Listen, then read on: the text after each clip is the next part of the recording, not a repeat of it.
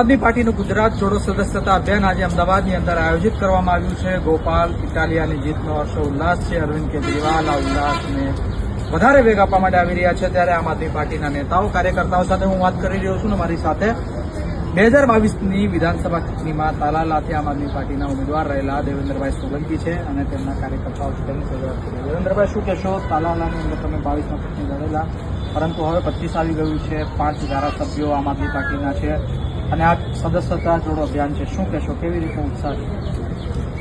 હમણાં જ વિસાવદરની જે પેટા ચૂંટણીની અંદર ગોપાલભાઈ ઇટાલિયાનો ભવ્ય વિજય થયો છે, ત્યાંથી આમ આદમી પાર્ટી હવે 2027ની તૈયારી માટે આજરોજ અહીંયા અમદાવાદ મુકામે ગુજરાત જોડો સદસ્યતા અભિયાન છે એ માનનીય અરવિંદજીની અધ્યક્ષતામાં આજે જોડાય અને ગુજરાતના ઘણા બધા લોકોને જોડી અને અમે આમ આદમી પાર્ટી ગુજરાતને મજબૂત બનાવવા માટે 2027ની તૈયારી રૂપે આજે ભેગા થયા છે।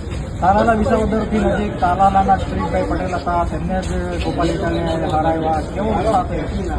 અરે એ વખતે એટલો બધો ઉલ્લાસ અને હર્ષોલ્લાસ હતો કે ગોપાલભાઈ છે એક ખેડૂત નેતા તરીકે લડી રહ્યા હતા। ત્યાં આજુબાજુ એટલે વિસાવદરના તો ઠીક, પણ આજુબાજુના વિસ્તારોના લોકો પણ એના પ્રચાર માટે અને સમર્થન માટે વિસાવદરની અંદર દિવસ રાત એક કરી અને એને મહેનત કરી છે।